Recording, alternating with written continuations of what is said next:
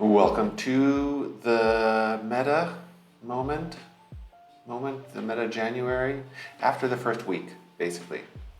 So this is a bit of a one-off show. I haven't done much since the holidays, basically. So I am going to do a little something here. This is basically looking at the GAC history after week one to see what sort of options there are to put on offense and defense for the upcoming weeks. Also, for people who are on Discord, you already know, for the next couple of months, well, 4 to 8 weeks sort of, I don't know exactly how much yet, I'm going to be doing much less content creation. I'm moving jobs and countries, and I have some other logistical stuff that's going on at the same time that I have to take care of. So my time is quite a bit more limited. This is probably the last time you'll ever seeing me do a recording from this room, for instance, or hear me, I guess, because I'll make this into the podcast as well. It's later in the evening, more so than later. I just got out of the shower after a workout session run. So anyway, just wanted to let people know and post something on YouTube so you're aware that you won't be seeing anything from me for a while, a month or two. But let's go ahead and get into the details. I still do play GAC, just I have less time to plan and strategize. Not that I had that much in the first place, but I still do some, and once a season or once every week, basically, I look at what's interesting team-wise.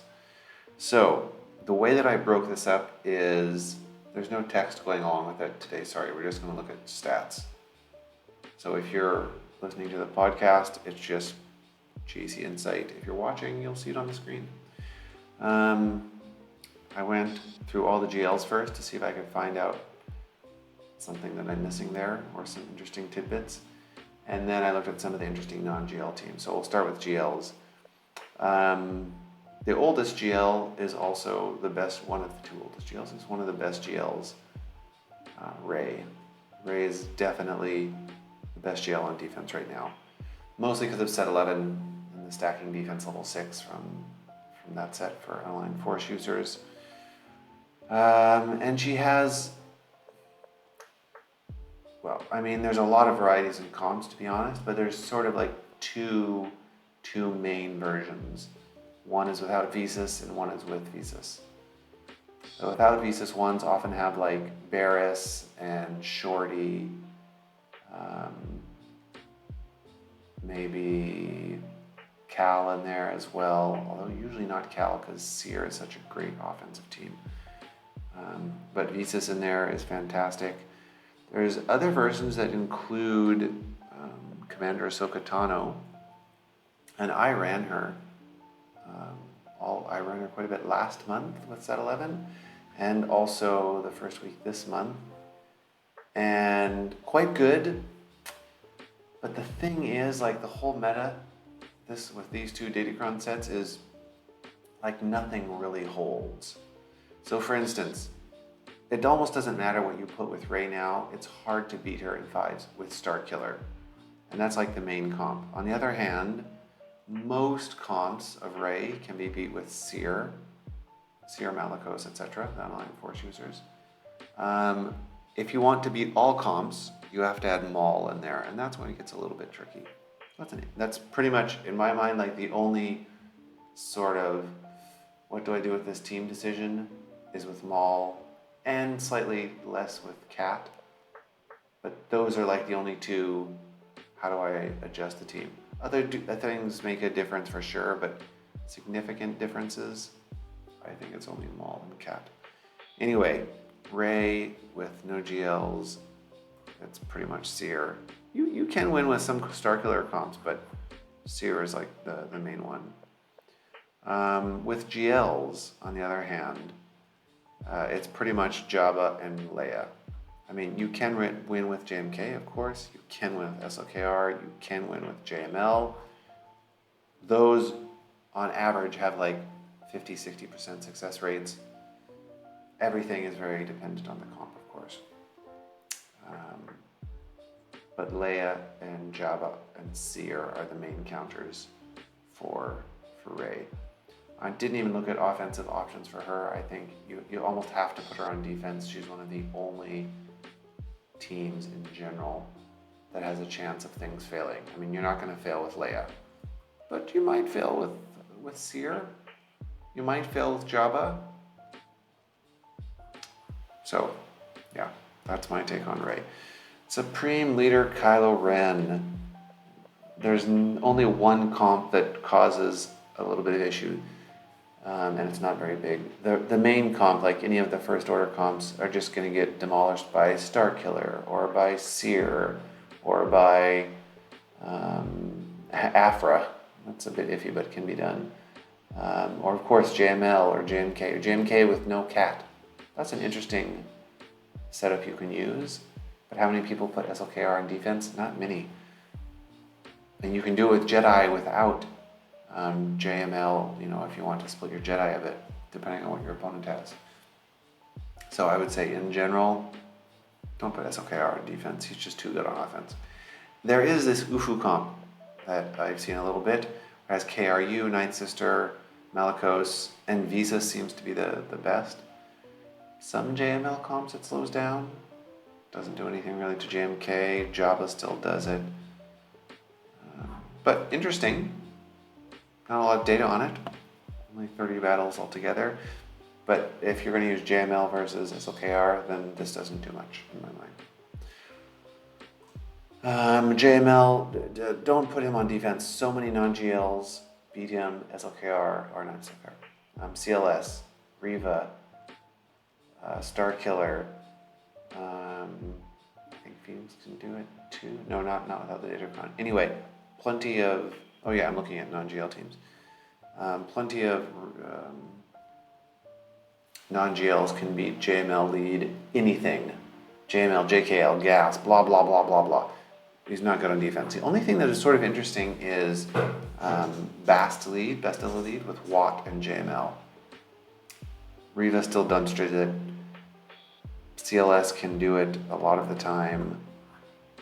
I think Starkiller still does it. So, and then with GLs, you're looking at JMK. You can still do it with C-Watt, but you have to play it totally differently. You have to like basic the whole until like the last minute and then go into alt. SLKR isn't a guaranteed, certainly, but JMK will do it all the time. Jabba, if you have the do datacron all the time. Leia, of course.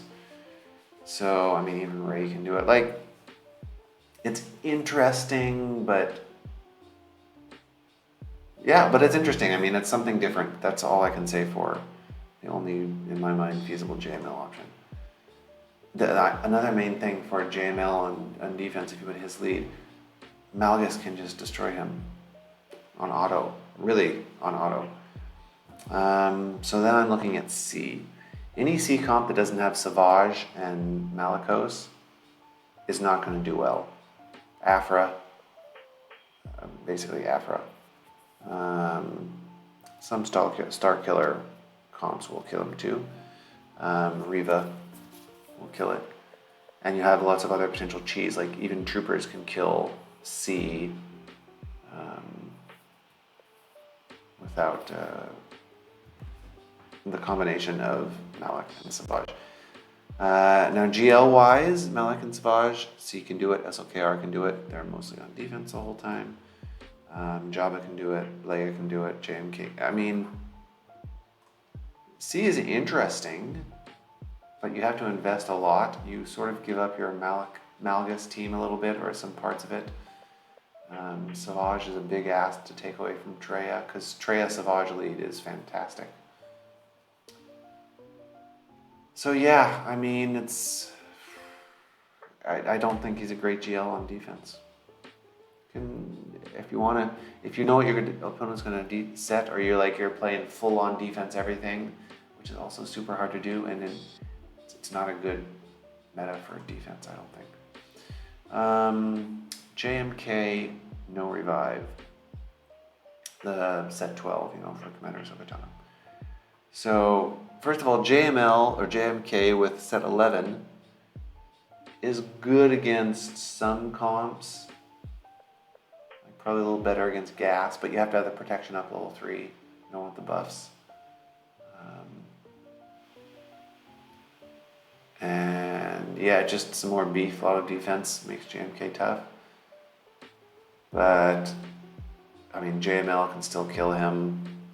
With the no revive, you know, it does change it a little bit. Not that much, but a little bit. It's possible to lose with JML, but really, really difficult. Java still does it. If you have set 12, you'll be fine. You'll lose Kyrgyzstan, you know, but otherwise you'll do great. Mirrors are easy. Seed can do it, of course. Leia surprisingly fails a little bit. This is the toxic Leia comp. Yeah, I mean, Riva can still do it. We look at the no GL options here. Riva's like 85-90%.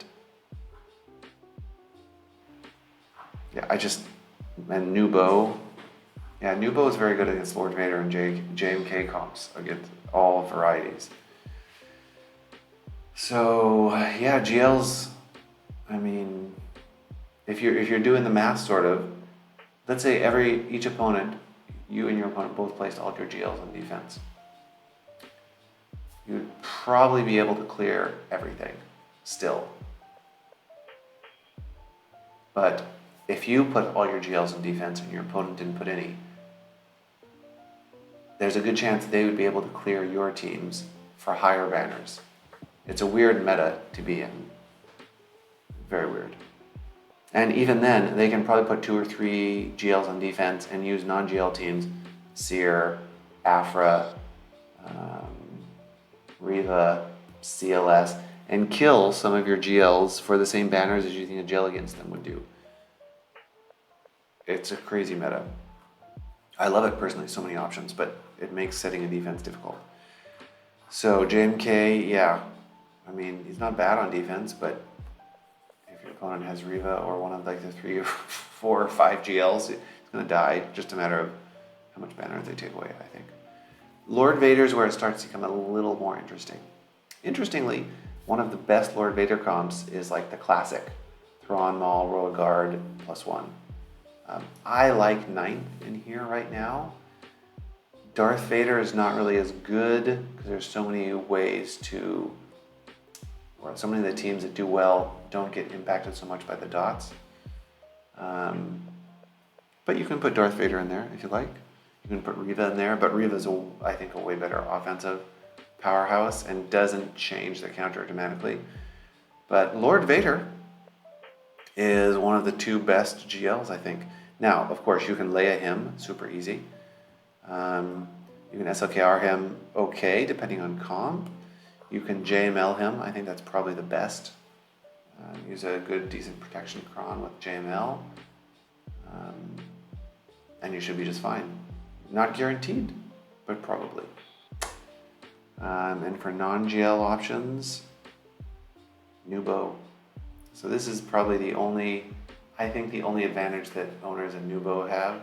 Pretty much any Lord Vader comp can be killed by Nubo, but that's pretty much that's the best use. Her and or Nubo, Lord Vader and JMK is what Nubo Katan is best against. That's sort of where her use ends, in my opinion. Anyway, so that is an interesting bit, I think. Yeah, Afra can do well. Troopers can do well too with the set 11. You need a fast item to cleanse, so get the TM train going. But yeah, and also Lord Vader. If you don't put Maul with Lord Vader, you can use him with Seer, and then you can make that Seer team virtually unstoppable. But if you don't have Maul with the Lord Vader teams, like for instance, when we look at the comps here and we exclude Maul, like a lot of Nubo goes to 100%. If we look only at GLs attacking, everything goes up by 15%, I guess. So you could exclude Maul if you want and not totally waste the team. I want to put Piet in there, I think. It's one of the better options to replace him. But still, like, not a great team. Still makes the The non-GL counters, like Fennec I'm talking mostly, but they all go up as well. So that's again why I say it's one of the only interesting choices now, I think, in weird defensive teams. There is the Lord Vader option with GAR and ISC in there. It makes Fennec harder, but it doesn't do anything against the main counters. So I didn't think it was worthwhile. So here is Jabba. I only looked at Jabba on offense. On defense, SLKR beats him. JMK, no revive, beats him. A little bit tough, actually. But more importantly, I think most people expect you to. Afra is like, not 100, but like 90, high 90s% against Jabba. It's a very easy counter with set 12. So if your opponent doesn't have set 12, then it's a whole different discussion. But I just don't think it's worth putting Jabba on defense. He can be beat by Afra so easily, and almost everybody is keeping their Afra for offense. And then she's really best against that GL. She can beat Lord Vader and some other ones, but I think best against Jabba. So I looked for Jabba on offense. And what does Jabba beat on offense? He beats Leia. Still, she has a great team on defense, except for people who have Jabba. It's like all the versions of Leia. Some easier rather than others, but I mean, she'll kill them all. JMK, that's great, no revive or not. Rey, one of the other most difficult GLs on defense. You can see why people keep Jabba on offense. Just very flexible tool. So Leia, this is a toxic comp on defense. There's a lot of variety on Leia comps. Some are a little bit better against this or that or whatever. But the toxic comp, Jabba has like 90% win rate, approximately.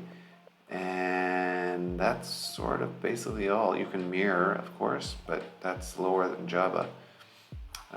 So that's why people keep their Jabba on offense, because if anybody places Leia, you sort of need that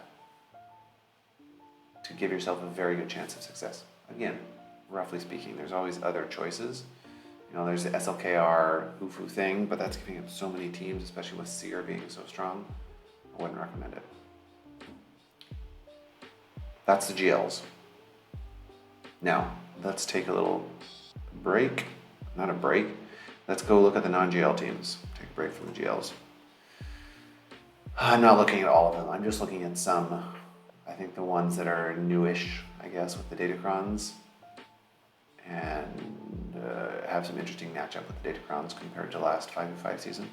So Ewoks, if you're Paplu, if your Chirpa has the Omicron and Paplu's fast, you sort of want him like, I think 290 or something like that, which is hard, because then he can outrun the Imperial Trooper teams. If he can't outrun the Imperial Trooper teams, you can see here in the stats, they have like 90% success rate. That's basically it. If the other options are Malgus, Traya, Gas, Riva, they're all going to kill him all close to 100%. So it's not like Ewoks are great. You need a fast Logray, or Paplu, sorry, the tank, if you want them to not be trooper food. And you need the Omicron on Chirpa to get that additional speed. So yeah, if you have those things, it's not a bad team, it's not amazing, it takes a specific counter, but if you don't have them, just trooper food, and troopers aren't used other places really. So next team, Jawas. Jawas with the best cron, the scavenger one probably, just Wampa food. Wampa's rarely used in GAC these days, I think. So I would not place Jawas on defense. That's about it. Tuskens with a warrior. The chief DC is pretty good too, the level 9, but the warrior one is generally more flexible. Radis is the best counter, not 100%, it's like 85-ish. But Gas, Traya, Riva, Qui-Gon Jinn, all of those are like very, very close to 90. High, 100% rather, very, very high 90s, 98, 99. Trench even. Some versions like the best Trench has 95-ish%. Malgus 100%. So I mean, it's a fine team. Starkiller 80%. Afra 92. It's a fine team, but not really a defensive team. Again, you sort of get this, you can get a theme as we're talking about these, like so many things are killed so easily on defense. What do you place on defense these days? Qui-Gon Jinn with Keller and Beck. If Qui-Gon and Jedi Knight Anakin are fast, then Bad Batch can't do it. Even without them being fast, Bad Batch can have some problems.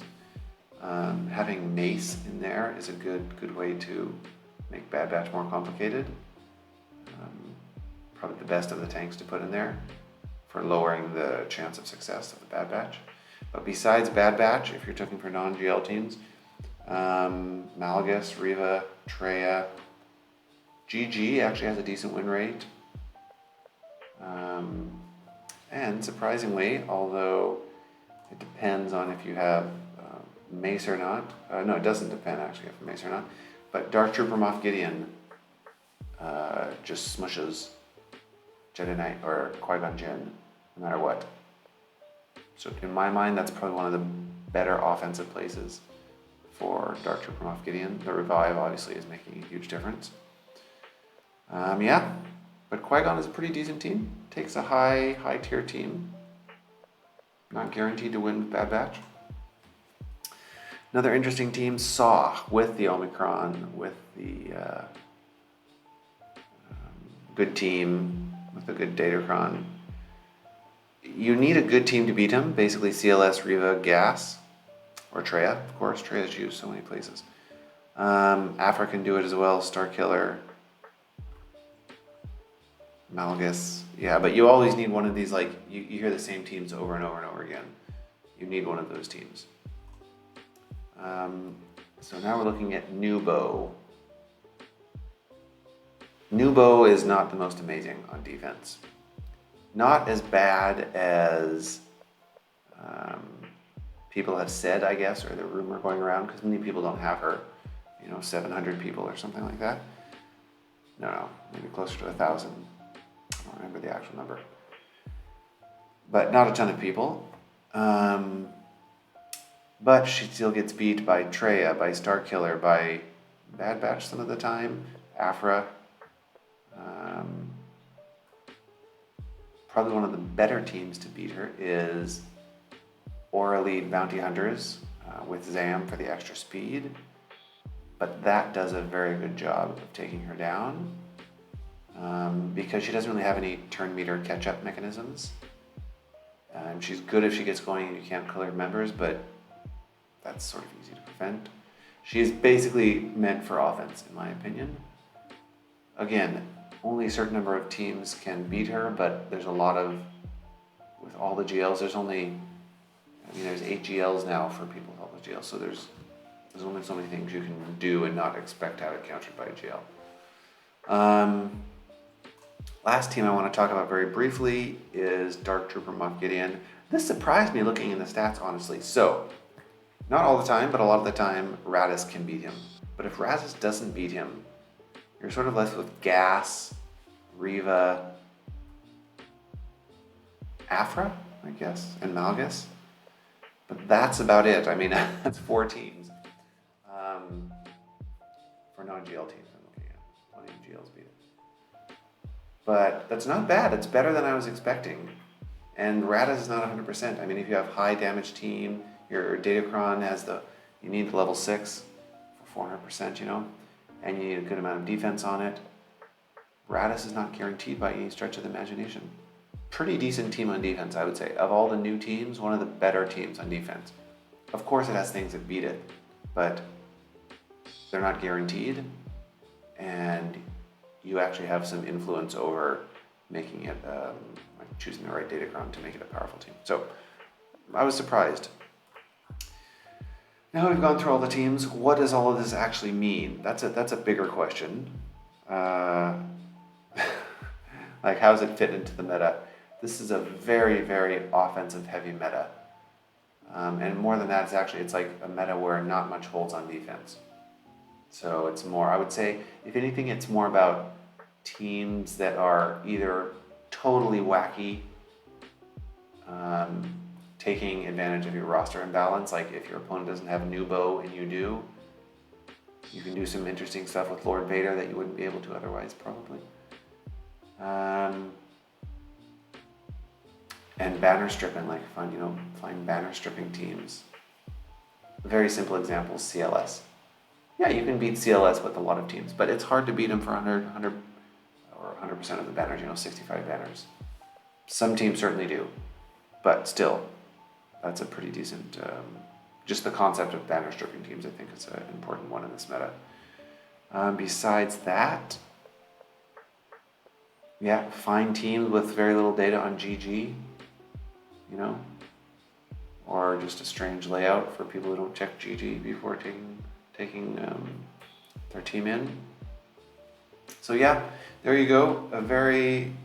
For somebody like me now with even less time for the rest of the season and probably next season, I mean, it's awesome because I can put a few GLs in defense, and even if somebody places all their GLs in defense, I know I can, not guaranteed, but I can probably one-shot everything.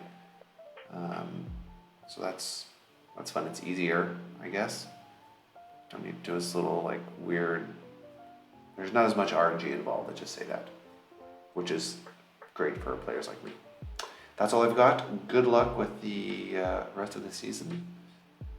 I might do a few meta moments now and then as I have time, but I'm going to be generally radio silent-ish, radio, YouTube, podcast silent-ish for the next, until the end of February, basically. Maybe earlier, but about then is what I'm thinking.